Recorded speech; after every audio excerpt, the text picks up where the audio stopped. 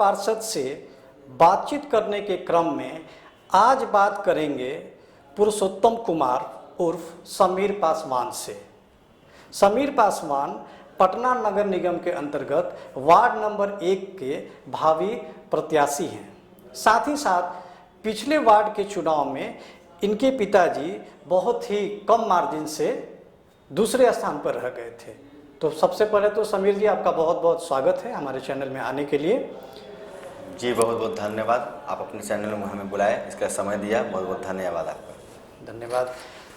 समीर जी, यह बताइए, आपके वार्ड में राशन कार्ड, आयुष्मान कार्ड, श्रम कार्ड, मजदूर कार्ड, इन सब की क्या स्थिति है?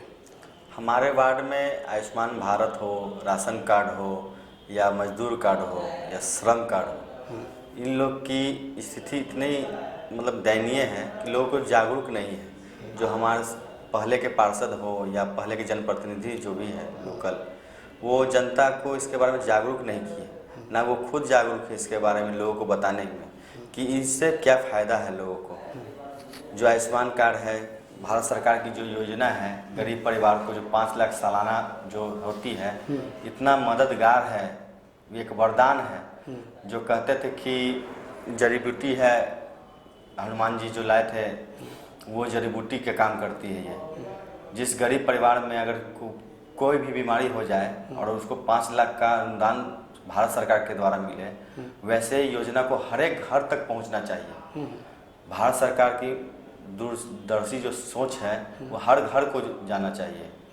मजदूर कार्ड भी वही है कि जो मजदूर हैं, लेबर में जो दिन रात काम करते हैं, उनकी बच्ची की शादी हो जाए या किसी दुर्घटनावश उनकी मृत्यु हो जाए, ये कार्ड बनने से उनको कितना लाभ होगा, ये उनको जागरूक करना पड़ेगा। हम जैसे सामाजिक कार्यकर्ता हो जाए या पार्षद हैं या पार्षद प्रतिनिधि जो भी उनके कार्यकर्ता हैं, उनको जागरूक करके ये कार्ड बनवाना चाहिए था। आज तक ये उतना जागरूक नहीं है और ना जागरूक किए हैं। हम लोग थोड़ा बहुत किए हैं, जो अपने स्तर से हैं अपना काम किए हैं। लगभग 200-250 लोगों का मजदूर कार्ड भी बनवाए हैं। आयुष्मान कार्ड में जो लिस्ट बना हुआ उनका प्रिंट आउट हम लोग करवा के उनके द्वारा दिए हैं, यही सब है। और राशन कार्ड में तो मत पूछिए कि राशन कार्ड तो पार्षद लोग फार्म जमा करवाते हैं और जमा करते हैं, पता नहीं वो कहाँ जाती हैं। लोग हम लोग भी देते हैं, किस तरह से चयन करते हैं कि जिनको ज़रूरत है उनको राशन कार्ड उनके घर तक नहीं पहुंच पा रहे हैं। लेकिन हम लोग बहुत ऊपर से माननीय विधायक जी से भी बात करके और भी लोग से, माननीय सांसद से बात करके इस पहल पे किए हैं कि जिस घर में 6 परिवार है, 5 परिवार है, 8 परिवार हैं, उनको सिर्फ 2 परिवार को ही यूनिट दिया जा रहा है। यहाँ बहुत, अब मैं क्या बोलना नहीं चाहता हूँ, भ्रष्टाचार तो आपके जो राशन कार्ड कंट्रोलधारी हैं और ये है मिली भगत के, पार्षद के मिली भगत के द्वारा इनको पूर्ण सहायता केंद्र सरकार, राज्य सरकार दे रही है, लेकिन इनकी मिली भगत के कारण भ्रष्टाचार यहाँ बहुत ज़्यादा है। यानी उसमें भी जो है ऐसा होता है कि जिसको जानने वाले हैं उनको दिया जाता है, जो मान लीजिए उनके वोटर न हो, उनके नज़र में उनके साथ भेदभाव किया जाता है। बहुत ही भेदभाव है राशन कार्ड में, तो बहुत ही भेदभाव है जी। हमारी कंपनी की तरफ से एक आपकी सर्वे हो रही थी जी, और हर वार्ड में वो लड़के जाकर सर्वे कर रहे हैं, तो आपके वार्ड से एक स्थिति निकल कर आ रही है कि कचरा प्रबंधन भी ठीक से नहीं हो पा रहा है। कचरे जो होते हैं वो रोड पर फेंके रहते हैं।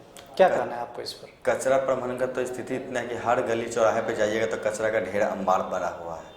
पता नहीं नगर निगम में जितने भी स्टाफ काम कर रहे हैं, कचरा कहते हैं कि घर घर से उठाएंगे, एक भी घर से उठाने नहीं आता है। आप अपनी टीम से सर्वे करवा रहे हैं, अच्छी बात है, लेकिन एक बार और सर्वे करवा के आप सरकार को भी जागरूक कीजिए कि इस वार्ड में क्या हो रहा है। अब पता नहीं वार्ड नंबर 1 में ऐसा ही है या पूरे पटना नगर निगम में है कि सिर्फ टैग लगा दिए हैं घर के दरवाजा पे स्कैनर, और कचरा घर से लेते नहीं हैं। मजबूरन बस हमारे घर से जो भी लोग कचरा फेंकने वाले होते हैं, घर से निकाल के कहीं न कहीं रोड के कचरे के किनारे डालते हैं।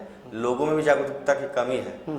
मैं सिर्फ नगर निगम को ही दोष नहीं कहूँगा, मेरी भी कमियाँ हैं, ठीक है, हमारी जनता में भी कमियाँ हैं, लेकिन हमको उस जागरूक को बढ़ाने के लिए शिक्षित समाज को आगे आना पड़ेगा। तो हमारा शिक्षित समाज कब हो? जब तक हमारा जनप्रतिनिधि शिक्षित नहीं होगा, समाज हमारा शिक्षित नहीं होगा, विकास नहीं करेगा। बहुत ना कहीं कमी है।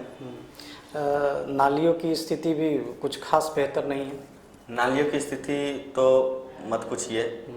सिर्फ मुख्यमंत्री शहरी गली नाली कच्ची नाली योजना के तहत वार्ड पार्षद ने तो सब जगह से शिलान्यास करवा दिया है। हमारे वार्ड में अधिकतर रोड को नाला का काम करवा दिया, ढलैया करवा दिया, लेकिन कहीं भी चेंबर उनका सही नहीं है, नाला का रोड का ढलान सही नहीं है। इस बरसात अगर बारिश हो जाए तो हमारा वार्ड नंबर 1 पानी में पूरा डूबा हुआ रहेगा।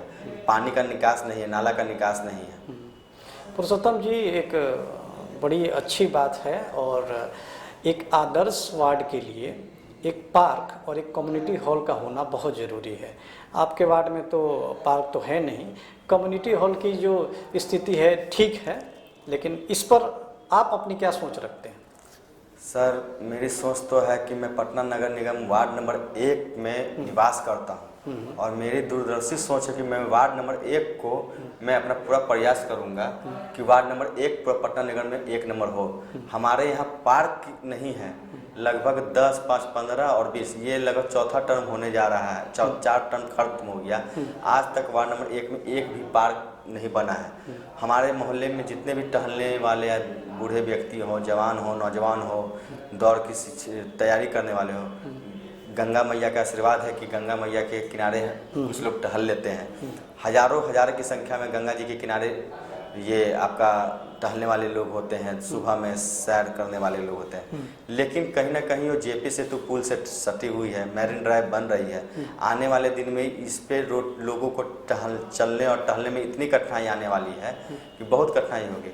मैं भरपूर प्रयास करूंगा कि जो भी सरकारी ज़मीन हो, चाहे जहां भी ज़मीन का मुआवजा मिले, करके अपने प्रयास से मेरा नंबर 1 प्राथमिकता रहेगा शौचालय नहीं, हमारे वार्ड में शौचालय बनाना। दूसरी बात है कि पार्क बनाना। कमेटी हॉल तो नाम मात्र का एक दो है, लेकिन वो भी जर्जर स्थिति में है। कमेटी हॉल गरीब की बच्ची की शादी करने के लिए दिक्कत होती है। मैं बहुत प्रयास करूंगा और सामाजिक कार्य में हमेशा आगे रहता हूं। इसके लिए मैं निरंतर सबसे आग्रह करूंगा कि आप भी अपने स्वच्छ वार्ड को स्वच्छ बनाएं। इस बार जो वार्ड का चुनाव होने जा रहा है और साथ साथ आपका मेयर है और उप मेयर का भी चुनाव होगा, जनता डायरेक्ट चुनेगी अब उन दोनों को भी, तो इसके प्रति आप लोगों को क्या जागरूक कर रहे हैं? क्योंकि इस बार 3 वोट डलेंगे साथ साथ, ऐसा नहीं कि केवल वार्ड के साथ साथ 2 मेयर और उप मेयर का। तो क्या इस बारे में कुछ जनता से रूबरू हुए, कुछ फीडबैक लिए आपने? हमने जनता से भी मिल रहा हूँ, बात कर रहा हूँ कि इस बार देखिए 3 वोट देना है आपको। जैसे ग्रामीण क्षेत्र में देते थे 5 वोट 6 वोट देते थे, लेकिन इस बार जनता को एक दिन में 3 वोट देना होगा। तो उनको हम लोग को जागरूक करना होगा, मेयर, डिप्टी मेयर, पार्षद। और मैंने अच्छा अपने भी जितने भी क्षेत्र में घूमा हूँ, वार्ड में घूमा हूँ, तो कहता हूँ कि जो भी आपको लगता हो कि मेयर प्रत्याशी मेयर बनने लायक हो, शिक्षित हो, आपको लगता हो कि हमारा विकास कर सके, ऐसे आप प्रतिनिधि को अपना वोट दीजिए। तो क्या है, कहीं न कहीं थोड़ी वार्ड पार्षद की एक जो वैल्यू होती है वो कुछ कम नहीं हो गई? क्योंकि पहले तो मेयर पूरी तरीके से वार्ड पार्षद पर डिपेंड करते थे कि भाई इनके साथ आप रहो, इनके साथ अपनी ट्यूनिंग को बड़ा अच्छा रखो, इनसे रिलेशन को मेंटेन रखो, ये मुझे ही वोट देंगे। नहीं, ऐसी बात नहीं है।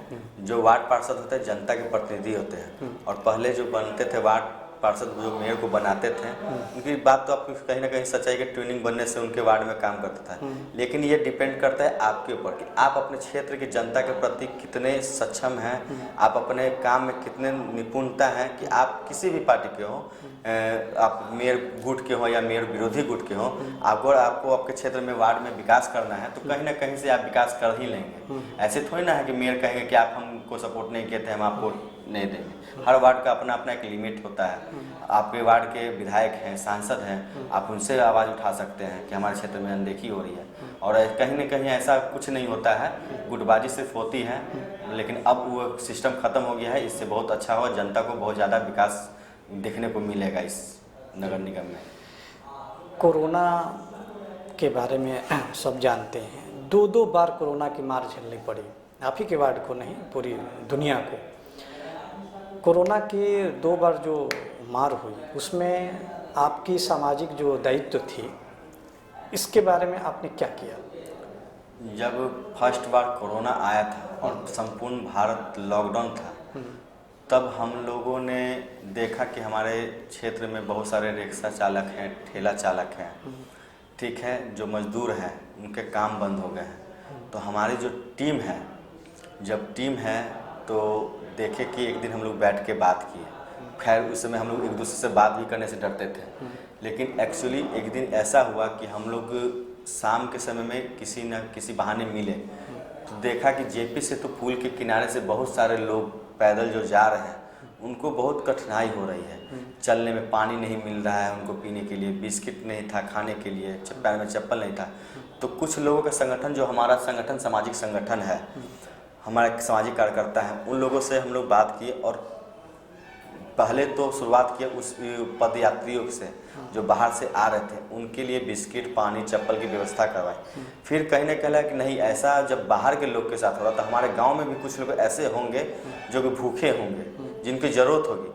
तो हमने एक जो भी अपने टीम के साथ बैठक करके एक रसोइया का आयोजन किया, जिसमें हलवाई को बैठाया और प्रत्येक दिन कंटिन्यू मैंने 39वां दिन तक 39 डेज तक हम लोगों ने पर डे 700, 800, 750, मतलब कि मिनिमम 700 से लेकर 900 तक पर डे एक रात का भोजन। हम लोग ने किसी को भूखा सोने नहीं देने का वादा, संकल्प लिया था कि किसी को भूखा नहीं सोने देना है, जो कि हमारे माननीय प्रधानमंत्री मोदी जी का आह्वान था कि किसी को भूखा नहीं सोने देना है। इस आह्वान को देखते हुए हमारे सामाजिक कार्यकर्ताओं ने, जिनमें कुछ हम लोग अपने तरफ से, कुछ माननीय सांसद विधायक की तरफ सहयोग भी मिला और सामाजिक जितने भी लोग थे उनका कोऑपरेट करने से पर डे हम लोगों ने उनका भोजन करवाया था। किन्हीं लोगों को जो नहीं भोजन करने आ सकते थे, किन्हीं लोगों को दिक्कत थी, उनके घर में सूखा राशन, दवा तक, सैनिटाइजेशन का व्यवस्था सब ने हमने किया। हमने घर में घुस के अब सैनिटाइजेशन करवाया। जिनको कोरोना में ऑक्सीजन की प्रॉब्लम हुई सेकंड फेज में, मैंने डॉक्टरों से बात की, सिविल सर्जन जी से भी बात होती है हमारी। मैं खैर पार्टी से, बीजेपी से जुड़ा हुआ, तो माननीय विधायक जी से बहुत अच्छा लगाव है और हमारे क्षेत्र में अक्सर रहते हैं। उन्होंने हर चीज़ को जायज़ उस पर नज़र रखें और जहाँ तक जो भी उनसे बन पाया, हम लोग प्रयास से, उनके प्रयास से जनता को सेवा प्रदान किया गया। जी, धर्म एक आस्था का केंद्र माना जाता है, क्योंकि आपके वार्ड में हिंदू भाई भी हैं और मुसलमान भाइयों की संख्या भी है, तो आप इन दोनों में कैसे संतुलन बनाते हैं, क्या करते हैं इनके लिए? खैर हमारे वार्ड में आप हिंदू और मुस्लिम की बात करें, लेकिन आपको जान की खुशी हो कि ईसाई भाई भी हमारे क्षेत्र में बहुत ज़्यादा है। और जो एक्सटीआई क्रिश्चियन मरियम टोला है, चर्च भी है हमारे यहाँ, बहुत पुराना है। तो हिंदू, मुस्लिम, ईसाई, सिख नहीं है, लेकिन ईसाई भाई की भी संख्या है और हम लोग सब समान मानते हैं। मेरा कुछ आप पता कर लीजिएगा, मैं अपने मुँह से तो नहीं बोलूँगा। मैं मुस्लिम भाई लोग के साथ रमज़ान में भी इफ्तार पार्टी करता हूँ, उनके साथ सहयोग करता हूँ। जब हज़रत मोहम्मद साहब पैगम्बर जी का निकलता है जुलूस में, उसमें भी शामिल होता हूँ।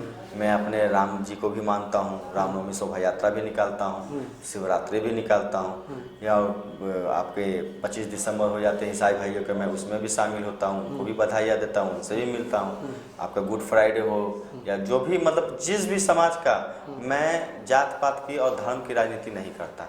मैं जात में नहीं, जमात में विश्वास करता हूँ।